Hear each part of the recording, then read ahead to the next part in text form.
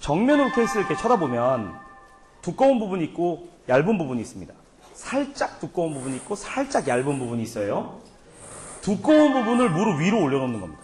이거 반대로 여시면 악기가 와르륵 쏟아져요. 근데 그런 소리가 상당히 많거든요. 잘못 열어서. 그리고 이렇게 조개 열리듯이 이렇게 여는 거 아니에요. 그럼 진짜 와르륵 쏟아집니다. 자, 두꺼운 방향을 무릎 위에 올려놓으시고, 테이블 위에 올려놓으시거나 무릎 위에 올려놓으시고, 자, 악기 케이스를 양손으로 엽니다. 이렇게 여시는데, 그러면 악기가 정상적으로 보여야 정상입니다. 자, 악기를 넣는 법부터 가르쳐 드릴게요. 자, 이렇게 악기가 들어있을 거예요. 네, 화면에 보시듯이 이렇게 들어있습니다. 얘를 헤드라고 불러요. 머리. 굉장히 단순한 용어죠. 머리, 몸통, 꼬리, 네. 바디, 테일. 이렇게 부릅니다. 자, 헤드에 보면, 악기 케이스에 미세하게 살짝 들어간 부분이 있어요. 아주 미세하게 들어갔어요. 중요한 부위를 가운데로 몬다. 이렇게 생각하시면 좋을 거예요. 자, 얘를요. 이런 식으로 넣어도 들어가요. 억지로 닫으면 들어가지만 헤드 조인트 부분의 이 립 부분이 위에 케이스에 닿아서 악기의 수명을 저하시킵니다. 그래서 이 입술 되는 부분을 립이라고 부르는데 이 립이 가운데로 오게 넣는 거예요. 가운데로 오게. 자, 지금 잘 들어가 있나요? 꼬리 부분을 제일 잘못 넣어요. 얘는 잘못 넣어도 들어가는데요. 헤드는 잘못 넣으면 들어가는데 악기에 큰 영향을 주진 않아요. 잘못 넣어도 그렇게 큰 지장을 주진 않지만 얘는 잘못 넣으면 지장을 많이 줘요.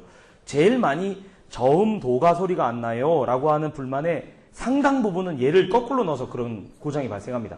자, 복잡한 부분이 있고 복잡하지 않은 부분이 있어요. 여기는 좀 덜 복잡하고 여기는 좀 복잡하죠. 제가 복잡한 부분을 안쪽에다 넣는다 그랬죠. 응? 자, 복잡한 부분을 안쪽에다 넣어보세요. 어떻게 모양이 돼요? 그렇죠. 잘했어요. 이렇게 되는 거예요. 이렇게. 복잡한 부분이 안쪽으로 몰리는 거예요. 자, 이제 이렇게 뒤집어 넣는 일 없겠죠? 이렇게 뒤집어 넣으시면 메커니즘상, 케이스의 구조상 이렇게 넣으면 봐요. 안 다치잖아요. 그죠? 근데 이걸 모르니까 힘으로 꽉 닫죠. 그러니까 키들이 휘죠. 키들이 휘니까 고장이 나는 거예요. 이렇게. 이게 맞습니다. 절대 고장 안 납니다. 이렇게 넣으면. 예. 자, 마지막으로 바디. 바디에 보시면 음표같이 생긴 게 하나 있어요. 가운데. 솔시압 키라고 부르는데요. 이 음표처럼 생긴 게 본인을 쳐다보도록 넣습니다. 본인을 쳐다보게. 이거는 뒤집어 넣으면 아예 안 들어가요. 얘는 잘못 넣는 경우가 거의 없어요. 자, 이렇게 조립을 하면 분리를 해서 집어넣으면 잘 집어넣으신 겁니다. 그리고 닫아. 자, 이러면 케이스 보관이 끝납니다. 예. 그리고 얘는 이 안에 스티로폼으로 그 습기를 조정하는 기능이 약간 있는데 이 플룻은 습도에 굉장히 민감해서 한 번이라도 불면 안에를 무조건 닦으셔야 합니다. 예. 그리고 겉에 가지고 다닐 수 있는 가방, 양털 소재로 된 가방이 가장 좋아요. 그래서 그 양털이 습기를 흡수했다가 또 건조하면 내보냈다가 이런 역할을 합니다. 그래서 저희가 아웃 자켓이 다 있습니다. 너무 힘들어서 그냥 이것만 가져오신 분 고장 금방 납니다. 왜냐하면 이 안에서 습도를 조정할 수 있는 기능이 굉장히 미비하거든요. 근데 이 케이스가 그걸 뒷받침해 주는데 케이스를 쓰지 않고 그냥 이것만 가져오신 분은 금방 악기가 고장날 확률이 높으니 꼭 아웃자켓에 넣어서 가지고 다니셔야 합니다. 이해하셨죠? 네. 자, 이제 헤드 부는 연습을 시작해 보도록 하겠습니다. 자, 이 중에 헤드가 뭐라고 했죠? 네, 머리.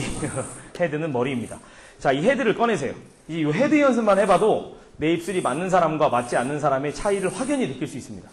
여기 플라스틱 캡 같은 게 하나 껴있죠? 이 플라스틱 캡은 이송 도중에 흔들리지 말라고 껴놓은 거니까 버려도 됩니다. 이렇게 헤드가 생겼어요. 그죠?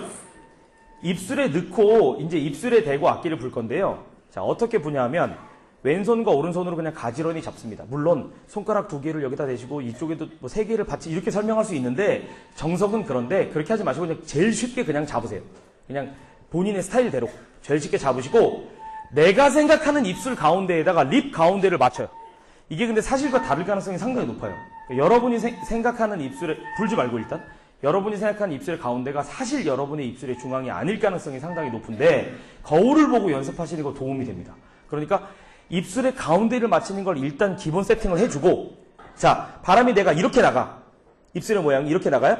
자, 그러면 입술을 가운데로 맞추면 끝나는 거예요. 굉장히 쉽죠? 내가 입술이 이렇게 나가. 이런 모양으로 나가. 잘 보세요. 이렇게 생긴 부분을 그렸어요. 여러분의 입술이 이렇게 쓸 거예요. 이렇게 쓸 건데 내가 바람이 중앙으로 나가는 스타일이에요. 그러면 그냥 입술 가운데랑 립 가운데를 거울을 보고 딱 맞추면 일은 끝. 이 사람은 무지하게 소리 잘 나요. 그러니까 내가 나 잘났는데?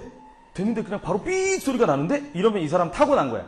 예, 앞으로 잘 배워보세요. 무지하게 잘 볼 거예요. 자, 그런데 이런 소리가 자꾸 나. 이게 소리인지 아닌지 모르겠어. 막 내가 이상해. 막 그렇게 되면 어떨 가능성이 높냐면 바람이 이런 모양으로 나오잖아요. 제가 이래요. 바람이 이런 모양으로 나오면 입술이 지금 타원형으로 생겼죠. 그죠? 입술을 이런 모양으로 대줘야 돼요. 그래야 입술 가운데가 여기에 맞죠. 그러니까 입술 이 방향으로 나가면 소리가 안 난다고. 입술을 이 방향으로 대줘야 바람이 이런 모양으로 가서 정확하게 가운데 꽂힌다고.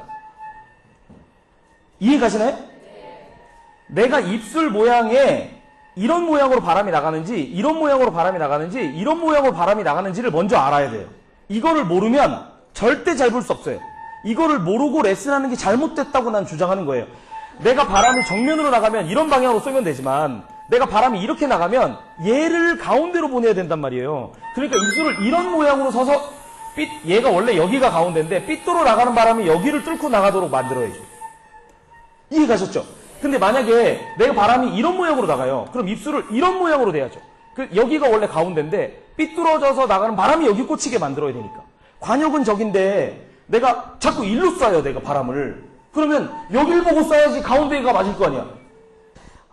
원리를 이해하시고 이건 연습해 오셔. 본인이 찾으셔야 됩니다. 제가 이걸 찾아드릴 수는 없어요. 자, 먼저 내가 가운데인지 아닌지만 테스트해 보겠습니다. 자, 헤드를 내 생각의 가운데로 대세요.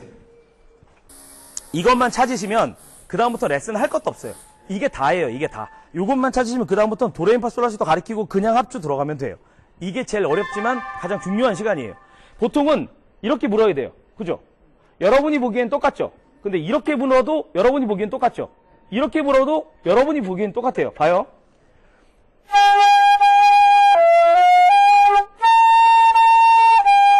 이게 원래 맞게 수직과 수평을 딱 맞춘 거예요. 이게 스탠다드예요. 제 입술이 바보같이 생기지 않았다면 이렇게 보는 게 맞는 자세예요. 근데 저는 이렇게 불어야 돼요.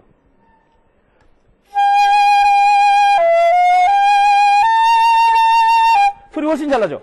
이렇게 불면 선생님이 시킨 대로 불면 이렇게 불어야 되는데 수직과 수평을 딱 맞춰서 90도 간격을 딱 맞추고 불면 왜? 내 바람은 일로 나가고 있으니까. 이해가 되세요? 바람이 일로 나가고 있는데 거울로 봤을 때 똑같이 맞추면 내 바람은 계속 일로 쏘고 있잖아. 그러니까 일로 쏘고 있게 맞추려면 악기를 일로 보내야 되고 앞으로 틀어줘야지. 그래야 바람이 나간 게 수직으로 꽂히지. 과학적이에요. 굉장히 과학적이에요. 그래서 이 각도를 먼저 아셔야 돼요. 그래서 튀어나왔잖아요. 그죠? 하지만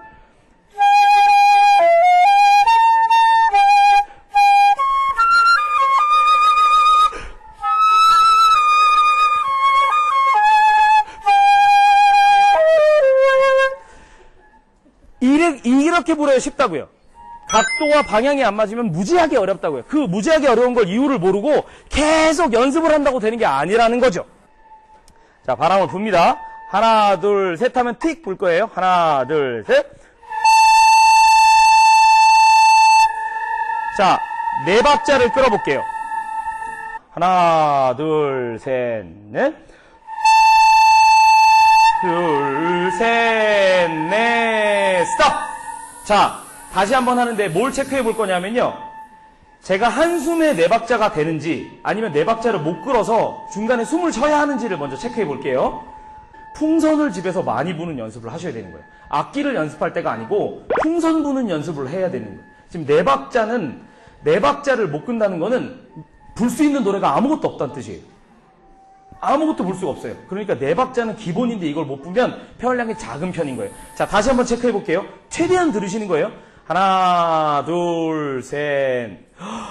하나, 둘, 셋, 넷, 스톱. 자, 다시 한번. 이거 다 안 된 사람. 지금 아직도 못 불겠다. 자, 이분은 준비하시고. 자, 이제 6박자를 봅니다. 자, 최대한 들어 마십니다. 하나, 둘, 시작. 하나, 둘, 셋, 넷, 다섯, 여섯, 스톱. 자, 이건 할 수 있는 사람이 반 정도밖에 안 됩니다. 자, 난 이거 할 수 있다. 손 들어보세요. 나 6박자 갔다. 자, 봐요. 딱 절반 정도 되죠. 이 절반 정도 사람은 조금 연습하면 재밌게 볼 수 있습니다. 조금 연습하면. 자, 이제 8박자를 불 수 있어. 내가 처음부터 8박자를 불면 이 사람은 폐활량이 4000cc에 가까운 사람이에요. 자, 체크해 보겠습니다. 자, 헤드를 대시고 하나, 둘, 셋, 넷. 하나, 둘, 셋, 넷, 다섯, 여섯, 일곱, 여덟, 스탑! 분 사람, 손 들어보세요. 이 사람은 전체의 20% 미만인데 폐활량이 상당히 좋은 겁니다. 폐활량이 적다고 너무 고민할 필요 없습니다. 적은 사람이 길게 부는 방법이 있습니다. 어떻게 하면 돼? 화살을 적게 쏘는 거예요. 화살을 적게 쏘면 작은 양으로 소리를 내는 방법을 터득하면 폐활량이 작아도 오래 갈 수 있습니다. 폐활량이 좋다고 너무 편하게 생각하지 마세요. 화살을 정확하게 쏘는 방법을 모르신다면 내가 8박자를 헤드를 끌 수 있어도 막상 악기를 불면 2박자도 못할 수 있습니다. 자, 화살을 정확하게 쏘면 이 정도 길이를 붑니다. 보세요.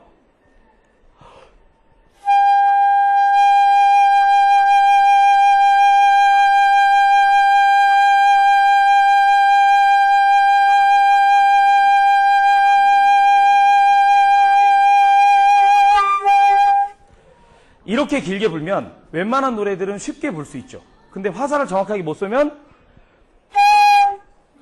이렇게 하고 끝나버릴 수 있죠. 그래서 오래 불 수 있는 건 폐활량과 정확한 바람의 컨트롤입니다. 이 두 가지만 되면 쉽게 불 수 있어요. 자,